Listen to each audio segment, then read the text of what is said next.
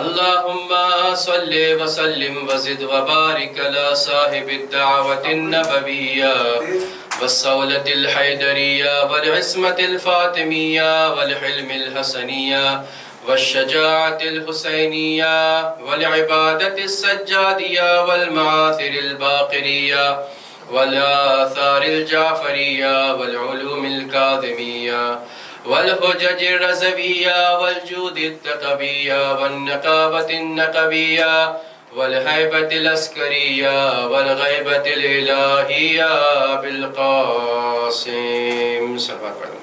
اللهم صل على محمد ولعنة الله على أعدائهم أجمعين. أما بعد فقد قال الله تبارك وتعالى في كتابه الكريم بسم الله الرحمن الرحيم إن الدين عند الله الإسلام. صلوات پڑھتے محمد وآل محمد. صلی علی محمد وآل محمد. عزیزان گرامی، شب شہادت شریک حیات رسول خدا جناب خدیجۃ الکبریٰ سلام اللہ علیہا ہے.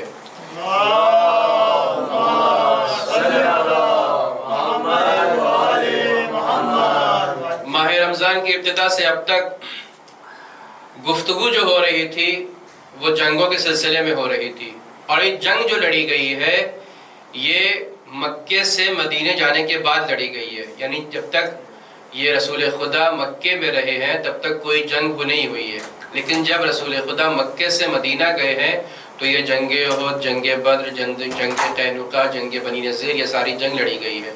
لیکن مدینہ جانے سے پہلے جس ذات نے رسول خدا کی حفاظت کی ہے، چاہے وہ جان کے لحاظ سے ہو چاہے وہ مال کے لحاظ سے ہو، جو محسن اسلام رہے ہیں، وہ دو شخصیت ہیں.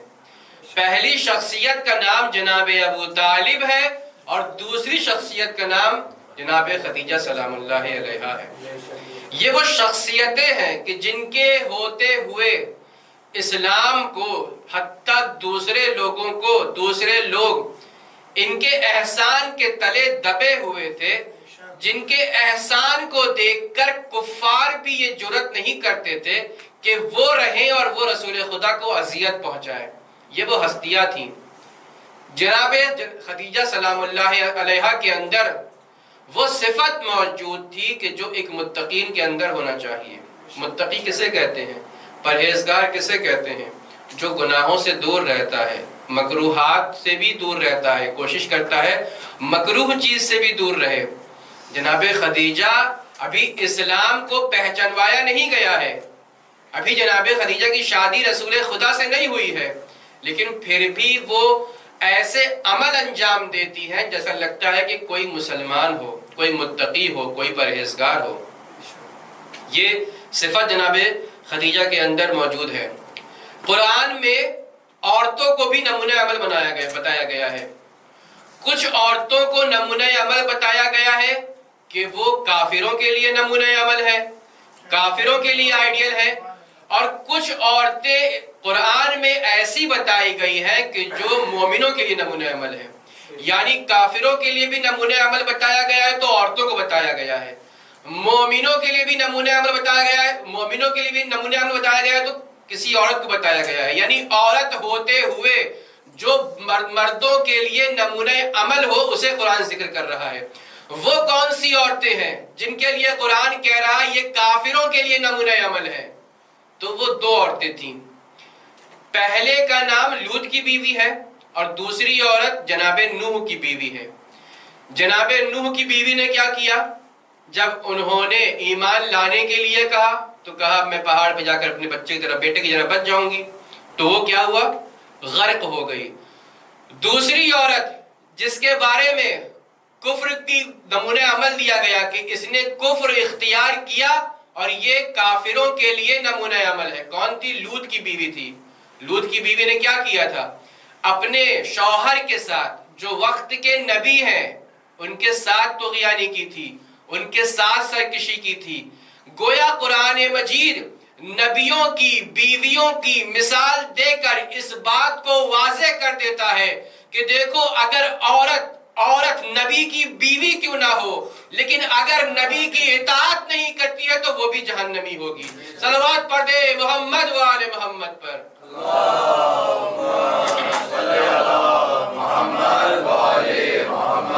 تو عزیزان گرامی یہ ہے کافروں کی مثال کہ اگر کافروں کے لیے کسی کو نمونہ عمل بنایا گیا ہے، آئیڈیل بنایا گیا ہے تو یہ نبیوں کی بیوی ہے. نبیوں کی بیوی ہونے کے باوجود اگر نبی کی اطاعت نہیں کرتی ہے تو خداوند عالم ان کو کافروں کا نمونہ عمل بناتا ہے، کافروں کا آئیڈیل بناتا ہے. تو مومنوں کے لیے آئیڈیل کون ہے؟ مومنوں کے لیے نمونہ عمل کون ہے؟ مومنوں کے لیے نمونہ عمل جناب آسیہ بنت مزاحم ہے. کون ہے جناب آسیہ بنت مزاحم؟ ایک کافر کی بیوی ہے، اپنے آپ کو وقت کا خدا کہہ رہا ہے. فرعون کون ہے؟ اس نے یہ دعویٰ کیا ہے کہ انا ربکم الاعلی، میں تمہارا سب سے بڑا پروردگار ہوں. یعنی جو سب سے بڑے جو اپنے آپ کو سب سے بڑا پروردگار کہہ رہا ہے، اس کی بیوی ہونے کے باوجود یعنی ان کے پاس ساری آسائشیں موجود ہیں، ساری سہولتیں موجود ہیں. اتنی سہولتیں ہونے کے باوجود جب انہیں یہ معلوم پڑا کہ جناب موسیٰ اس خدا پر ایمان لاتے ہیں جو دکھتا نہیں ہے، جس کے ہاتھوں میں ساری قدرت پائی جاتی ہے، تو جناب آسیہ بنت مزاحم ان کے اوپر ایمان لے آتی ہیں. جناب موسیٰ پر بھی ایمان لاتی ہیں، جناب موسیٰ کے خدا پر بھی ایمان لاتی ہیں. جب فرعون کو اس بات کا علم ہوا کہ میری بیوی ہونے کے باوجود یعنی میں جو خدائیت کا دعوت کر رہا ہوں اور وہ میری بیوی کسی اور خدا کو مانتی ہے، تو اس نے کیا کیا؟ جب اسے اس بات کی اطلاع ہوئی تو اسے اس بات کا شائبہ ہوا کہ یہ جو باتیں ہو رہی ہیں میری بیوی کے سلسلے میں کہ وہ مجھے نہیں مانتی ہے، مجھے خدا نہیں مانتی ہے، تو جب میری بیوی ہی مجھے خدا نہیں مانے گی تو یہ بات جب لوگوں کے بیچ پہنچے گی تو میری کیا وقت رہے گی. تو اب اس نے پہلے پیار محبت سے سمجھانا شروع کیا. جب پیار محبت سے جناب آسیہ نہیں مانی تو اب اس نے شکنجہ طے کرنا شروع کیا. اس نے کہا کہ میں تم سے سارے زیورات چھین لوں گا، تم اس محل میں نہیں رہ پاؤ گی. جناب آسیہ نے کہا ٹھیک ہے، جو تم مجھ سے لینا چاہو لے لو. عزیزان گرامی، جب انسان کو خدا اور قیامت پر یقین ہوتا ہے تو انسان کے سامنے دنیا کی کوئی حیثیت نہیں ہوتی ہے.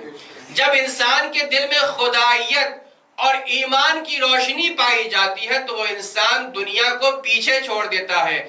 یہی وجہ ہے جناب زلیخا اپنی تمام زندگی جناب یوسف کے جمال کے پیچھے بھاگتی رہی. جب خداوند عالم نے انہیں جوانی عطا کی ہے اور انہیں معرفت خدا ہوئی ہے تو اب وہ خدا کرتے ہوئے نظر آ رہی ہیں. لوگ کہہ رہے ہیں زلیخا تم نے ساری زندگی یوسف کہا، اب تم یوسف کے قریب کیوں نہیں جاتی ہو؟ یہ 40 دن کا فاصلہ کیسا؟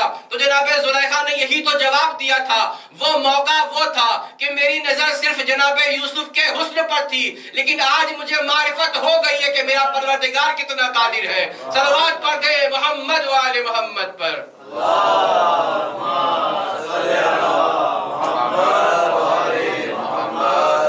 تو عزیزان گرامی، جناب آسیہ ان پر شکنجہ کیا گیا.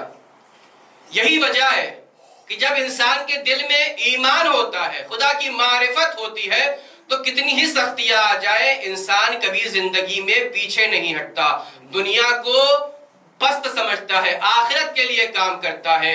جب رسول خدا اسلام کی تبلیغ کے لیے نکلے، مکے کی گلیوں میں رسول خدا ٹہل رہے ہیں اور تبلیغ کر رہے ہیں دین اسلام کا، تو مکے والوں نے کیا کہا؟ رسول خدا کے پاس آئے جناب ابو طالب کے واسطے سے اور انہوں نے کچھ پیشکش کی. پہلی پیشکش کیا تھی؟ پہلی پیشکش یہ تھی کہ دنیا کی جتنی دولت ہے ساری دولت آپ کے قدموں میں رکھ دیں گے، آپ اس تبلیغ دین کو چھوڑ دیجئے. اچھا آپ کو دولت نہیں چاہیے تو آپ کو ہم اس دنیا کا سردار بنا دیں گے، مکے کے بھی سردار آپ ہوں گے، دنیا کے سردار بھی آپ ہوں گے، لیکن آپ دین اسلام کی تبلیغ نہ کریں. رسول نہیں مانے. یہ عام لوگ تھے نا، انہوں نے کہا دنیا میں جتنی حسین عورتیں پائی جاتی ہیں جس پر آپ ہاتھ رکھیں گے ہم آپ کے پاس لے کر آئیں گے. رسول نے قبول نہیں کیا. انہیں رسول کی معرفت نہیں تھی. رسول فرماتے ہیں کہ دیکھو چاہے تم میرے ہاتھ، ایک ہاتھ میں سورج کو رکھ دو، ایک ہاتھ میں چاند کو رکھ دو، محمد اپنے تبلیغ دین سے نہ کبھی ہٹا ہے نہ ہٹے گا. صلوات پڑھ دے محمد و آل محمد پر.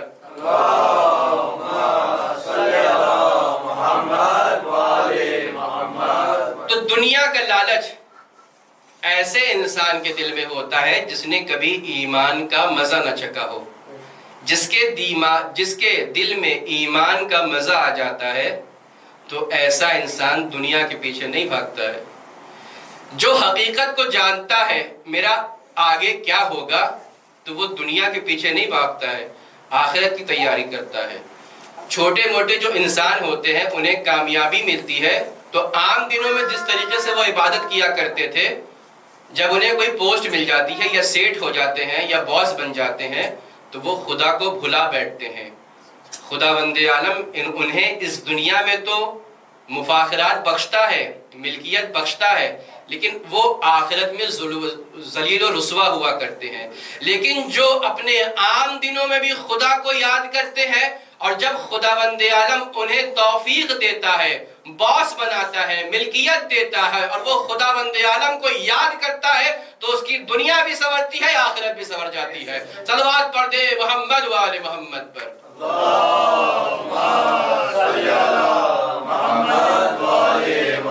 تو ہوا کیا؟ یہ جو مومنہ کی مثال دی جا رہی ہے کہ جناب آسیہ پر اس نے تشدد کیا. کیا کیا؟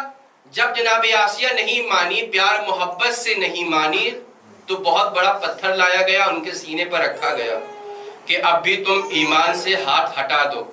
لیکن جناب آسیہ نے ہاتھ نہیں ہٹایا، اپنے ایمان پر باقی رہی اور اسی عالم میں دعا کیا. اور اس دعا کو قرآن نے کوڈ کیا ہے کہ جناب آسیہ خداوند عالم سے مخاطب ہو کر فرماتی ہیں کہ پروردگار عالم میرے لیے جنت میں ایک محل قرار دینا. کیسا محل بنانا؟ پروردگار عالم جنت میں میرے لیے ایک ایسا محل بنانا، ایسا محل ہو جس محل میں میں آپ سے نزدیک ہوں. یعنی جناب آسیہ بتانا یہ چاہتی ہے کہ جنت اس وقت تک جنت نہیں ہے جب جنت میں خدا جیسا وجود نہ ہو. ایسی جنت قابل جنت کہی جاتی ہے جہاں پر خود خدا بھی موجود ہو. صلوات پڑھ دے محمد و آل محمد پر.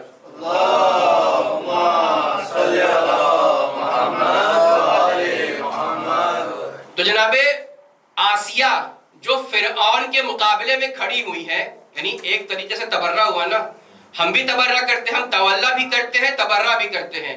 ہم تبرہ کرتے تو ہے، ہم کسی شخصیت سے تبرہ کرتے تو ہے. ہم نے کہا فلاں پہ لعنت، ہم نے کہا فلاں پہ لعنت.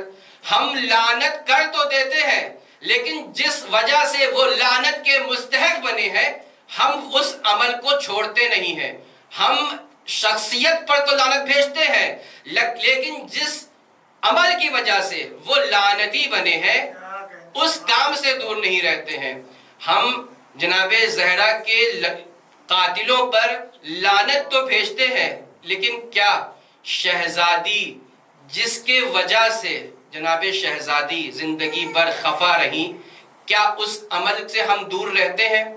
ہم شہزادی کے گالوں پر پڑے ہوئے تماچوں کی مذمت کرتے ہیں لیکن خود اپنے گھر میں ہونے والی بیویوں پر ظلم کرتے ہیں. تو یہ کیسا تبرہ ہوا؟ تبرہ انسان کا عقیدے میں بھی ہونا چاہیے، عمل میں بھی ہونا چاہیے.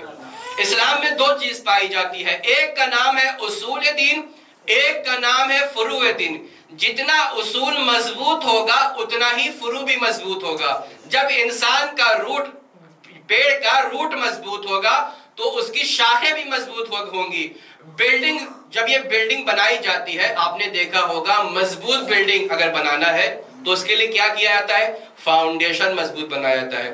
جتنا فاؤنڈیشن مضبوط ہوگا اتنا ہی بلڈنگ آسانی سے کھڑی ہو جایا کریں گی. ورنہ اگر بلڈنگ کی فاؤنڈیشن اچھی نہیں ہوگی تو میونسپالٹی کی، آپ کے اصطلاح میں کہا جائے، میونسپالٹی کے بلڈوزر آئیں گے اور آپ کی اس بلڈنگ کو تہس نہس کر دیں گے۔ صلوات پڑھ دیں محمد و آل محمد پر۔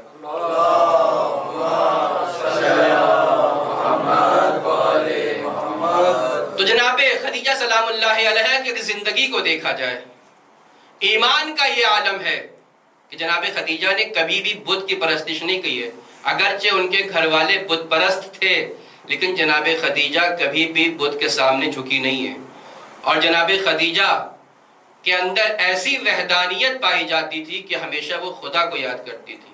اچھا، آپ جانتے ہیں جناب خدیجہ کون ہے؟ مکے کی سب سے سکسسفل بزنس وومن کا نام اگر مشہور آج تک ہے تو اسے جناب خدیجہ کہا جاتا ہے۔ جب کسی امپائر کے پاس، کسی ٹائکون کے پاس کوئی بزنس آ جاتا ہے تو وہ دیکھیے اپنے مزدور کے ساتھ کیسا سلوک کرتا ہے، اس کو نوکروں کی جیسا سمجھتا ہے، لیکن جناب خدیجہ نے اسلام آنے سے پہلے اپنے مزدوروں کے ساتھ ایسا سلوک کیا کہ اسی کو اسلام نے اپنا اخلاق بنا لیا۔ بعد میں جو اخلاق اسلام کے پیرائے میں بیان کیے گئے ہیں وہ وہی اخلاق ہیں جو جناب خدیجہ اپنے مزدوروں کے ساتھ کیا کرتی تھی۔ جناب امام صادق علیہ السلام ارشاد فرماتے ہیں،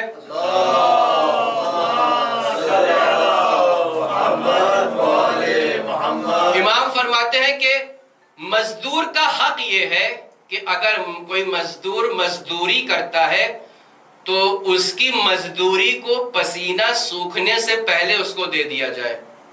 یہ اسلام کی تعلیم ہے کہ اگر کوئی مزدور دن بھر کا کام کر کے اپنے کام سے ہٹتا ہے، اصول تو یہ ہے کہ اس کا پسینہ سوکھنے نہ پائے، اس کی محنت اس کے جیب میں ہونا چاہیے۔ لیکن آج جو ماڈرن زمانے میں ہمارے یہاں تعلیمات غربی ویسٹرن کلچر سے جو تعلیمات آئی ہے اس نے بہت اثر ڈالا ہے، تو انسان کو کیا چاہیے کہ اپنی زندگی میں وہ معیار کہ جو اسلام نے جناب خدیجہ سے لیا ہے اس کو اپنائے۔ عزیزان گرامی، آج ہمارے یہاں شادی کا معیار کیا ہے؟ جب ہم کسی سے شادی کے لیے جاتے ہیں، چاہے ہمارے یہاں لڑکی ہو چاہے لڑکا ہو، تو کیا دیکھتے ہیں؟ دولت ہو، پاور ہو، کسی کے پاس لڑکا ہے تو سرکاری نوکر ہو یا باہر کماتا ہو، کہیں باہر رہتا ہو، جیب کڑک ہو، یہ سارے معیار ہیں ہمارے یہاں۔ کوئی غریب ہو، اچھے اخلاق والا ہو تو اسے اس کا نمبر بعد میں آتا ہے، پہلے نمبر ان کا آتا ہے جن کی جیبیں بھری ہوں، جن کا کنیکشن نیتاؤں سے ہو۔ لیکن جناب خدیجہ نے جب رسول خدا کے لیے پیغام بھیجا ہے، آپ جانتے ہیں، آپ سب سنتے رہتے ہیں کہ رسول خدا کے لیے پیغام خود جناب خدیجہ نے اپنے کزن نوفل کے ذریعے سے بھیجا ہے کہ نوفل جاؤ اور یہ میرا عہد کا پیغام پیغمبر تک پہنچا دو۔ کب پیغام پہنچایا ہے؟ جب تجارت کے قافلے کو جناب رسول خدا کو بھیجا تھا اور اس میں بہت منفعت حاصل ہوئی تھی، اور اس کے ساتھ ساتھ جناب خدیجہ جناب رسول کے سلسلے میں ان کے اخلاق کے بارے میں سنتی رہتی تھیں، تو جب وہ بتا رہی ہیں کہ میں نے تم سے کیوں شادی کی ہے، یا رسول اللہ میں نے آپ سے شادی آپ کے وجہ سے نہیں کی، یعنی آپ کے پاس طاقت نہ، آپ کے پاس طاقت ہے نہ، آپ دیکھیں تو رسول کے پاس اس وقت نہ طاقت ہے، نہ پاور ہے، نہ پیسہ ہے، تو جناب خدیجہ شادی کیوں کر رہی ہیں؟ سب سے زیادہ سکسسفل عورت جس کے پاس 6000 سے زیادہ اونٹ موجود ہو، اتنی زیادہ دولت ہونے کے باوجود مکے کے جتنے بھی بڑے بڑے لوگ موجود تھے سب جناب خدیجہ سے شادی کرنے کا ارادہ رکھتے تھے، لیکن جناب خدیجہ جس کے لیے شادی کا پیغام بھیج رہی وہ رسول خدا ہے، کیا لکھتی ہیں؟ میں آپ سے شادی اس لیے کرنا چاہتی ہوں، کہ جو آج کہا جائے کہ گلیوں کی محبت نہیں تھی، بلکہ وہ پیغام دے رہی ہیں کہ میں شادی کس لیے کر رہی ہوں، کس بنا پر شادی ہونی چاہیے۔ جناب خدیجہ فرماتی ہے کہ میں، سب سے پہلی بات تو یہ کہ ہم آپس میں رشتہ دار ہیں، چونکہ ایک ہی محلے میں رہتے تھے تو ایک رشتہ داری بھی آپس میں تھی، لیکن یہ مین ریزن نہیں ہے۔ پھر فرماتی ہے کہ میں آپ سے شادی اس لیے کرنا چاہتی ہوں کہ سارے مکے میں اگر کوئی سب سے زیادہ سچا صادق ہے تو وہ آپ کی ذات ہے، سب سے زیادہ امین امانت دار کوئی ہے تو وہ آپ کی ذات ہے. یعنی اگر شادی کرنے کے لیے ملاک ہوگا تو یا انسان سچا ہو یا امین ہو. صلوات پڑھتے محمد و آل محمد پر.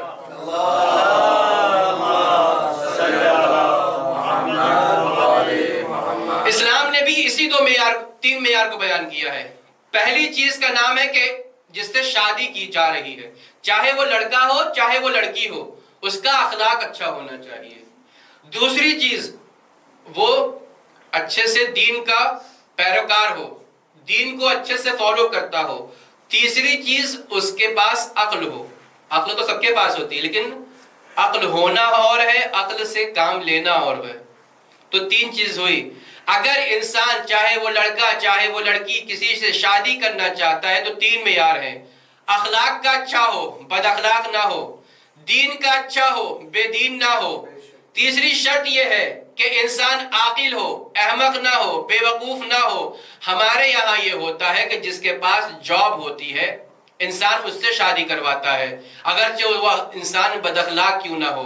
یہ بد اخلاق انسان آپ کے گھر کی بیٹیوں کو آنے والی زندگی میں اتنی دشواری پیدا کر دیتا ہے کہ بات طلاق تک پہنچ جاتی ہے. آپ نے اگر اس کی جاب کو نہ دیکھ کر کسی ایک غریب کے اچھے اخلاق کو دیکھ کر اس سے شادی کی ہوتی تو وہ آپ کی بیٹی کو اپنے گھر میں بھی خوش رکھتا اور آخرت کے لیے بھی وہ سرخرو ہوتا. صلوات پڑھتے محمد و آل محمد پر.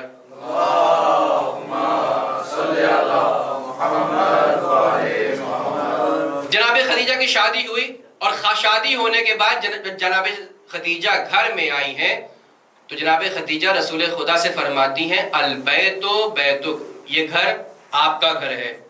وَأَنَا أَمَتُكَ، میں آپ کی کنیز ہوں. وَالْمَالُ مَالُكَ، اور یہ جتنے مال ہیں سب آپ کے مال ہیں. ایک تجوری لاتی ہیں، تجوری میں بہت سی چابیاں رکھی تھی. جتنے خزانے جناب خدیجہ کے پاس موجود تھے سارے خزانے جناب خدیجہ نے رسول خدا کے حوالے کر دیا. یہ پیسے کب کام آئے ہیں؟ شادی کے کچھ سال بعد جب سینکشن ڈالا ہے مکے والوں نے جو رسول خدا کی زندگی پر، آپ بھی دیکھتے رہتے ہیں آج کے زمانے میں جب کوئی کنٹری کسی کنٹری پر سینکشن وارد کرتا ہے، سینکشن آتا ہے اس پر، تو جو چیز 2 روپے کی ملتی ہے وہی چیز اس ملک کو 10 روپے کی ملتی ہے. کوئی چیز اگر 10 روپے کی ہو تو وہ چیز اس کو 100 روپے کی ملتی ہے. سینکشن سے یہ ہوتا ہے. تو جب جناب رسول خدا اور ان کے خاندان والوں کو مجبور کیا گیا، مکے سے نکالا گیا، شیب ابو طالب میں جا کر یہ لوگ زندگی بسر کر رہے ہیں. اتنی مہنگی قیمت میں جب لوگ چپکے سے آ کر سامان پہنچاتے تھے تو چھوٹی سی قیمت کی چیز کو مہنگے دام میں بیچا کرتے تھے. تو کس کی دولت کام آئی؟ جناب خدیجہ کی دولت کام آئی. آج لوگ جناب خدیجہ کی دولت پر اکڑنے والے جس نے انہیں غنی بنایا ہے ان کی اہمیت کو گھٹانا چاہتے ہیں. یاد رکھیے غنی وہ نہیں ہے کہ جو اپنے لوٹے ہوئے مال سے غنی بن جائے. غنی وہ ہے کہ جس کے مال سے اسلام کو اس دنیا میں بھی فائدہ پہنچے اور آخرت میں بھی فائدہ پہنچے. صلوات پڑھ دے محمد و آل محمد پر.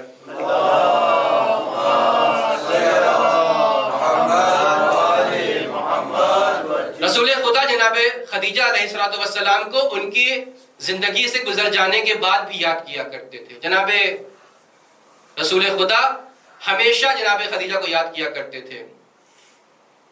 بیان ہے عائشہ کا، وہ کہتی ہیں کہ جب جناب خدیجہ گزر گئیں اور ہماری رسول خدا سے شادی ہوئی ہے تو اکثر گھر سے نکلتے وقت رسول خدا خدیجہ کا نام لیا کرتے تھے. روایت کے الفاظ اس طرف اشارہ کرتے ہیں کہ وہ جل کے کہا کرتی تھی کہ آپ قریش کی بوڑھی کو کیوں یاد کرتے ہیں؟ آپ کو تو خدا نے ہم جیسی جوان بیوی عطا کی ہے. تو رسول خدا فرماتے تھے جب مکے کے تمام لوگوں نے مجھے جھٹلایا تھا اس وقت خدیجہ نے مجھے صادق کہا تھا. جس نے پوری دنیا کے جھٹلانے پر مجھے سچا کہا ہو اسے خدیجہ کہتے ہیں. جو دنیا کے تمام عورتوں کی سردار ہو اسے فاطمہ کہتے ہیں.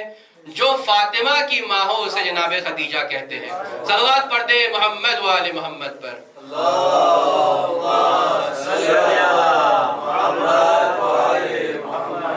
تو عزیزان گرامی، وہ مال و دولت جناب خدیجہ کی، ایک وقت وہ آیا کہ جب شیب ابو طالب میں بہت سختیاں ہونے لگی تو جناب خدیجہ کی حالت غیر ہونے لگی، اور عالم یہ ہوا کہ ایسا معلوم ہوتا ہے کہ شہزادی کچھ دن میں اس دنیا سے گزر جائیں گی۔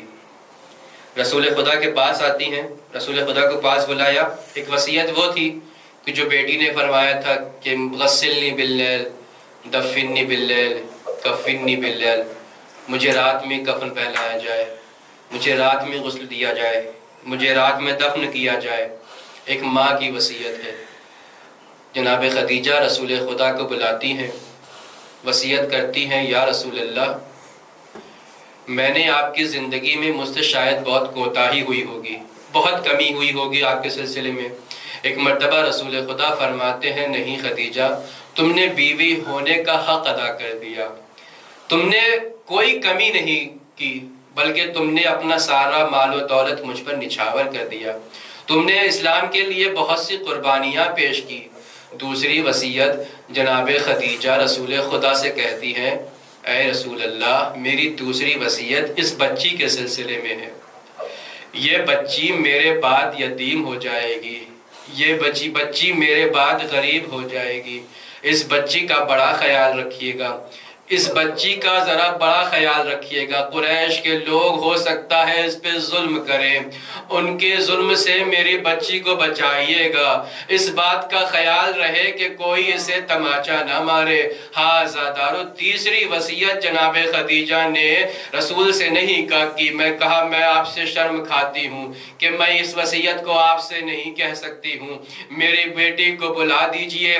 جناب فاطمہ زہرا اپنی ماں کے قریب آتی ہیں، کہا اے بیٹی میں جب اس گھر میں آئی تھی تو بہت مال و دولت لے کر آئی تھی، لیکن آج ہم پر یہ وقت آ گیا ہے کہ گھر میں کوئی مال و دولت موجود نہیں ہے، میں اپنے کفن کے سلسلے میں وصیت کرنے کے لیے اپنے والی و وارث رسول خدا سے شرم کھاتی ہوں، اس لیے کہ اتنا پیسہ بھی نہیں ہے کہ میرے کفن کا اہتمام کیا جائے۔ اپنے بابا سے کہنا کہ جو ابا وہ اس وقت پہنا کرتے تھے جب وحی نازل ہوا کرتی تھی، اسی ابا سے مجھے کفن دے دیجئے گا۔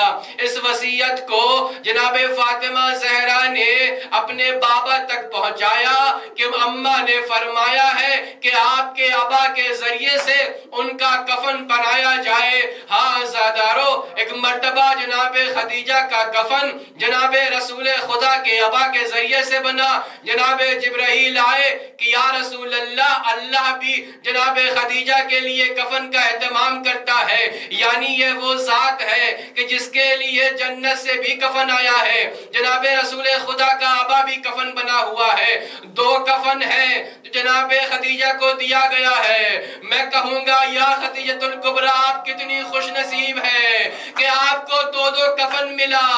آپ غربت کے عالم میں اس دنیا سے گئی، لیکن آپ بڑی خوش نصیب ہیں، آپ کو دو دو کفن دیا گیا، لیکن ہائے آپ کا پوتا حسین مظلوم کربلا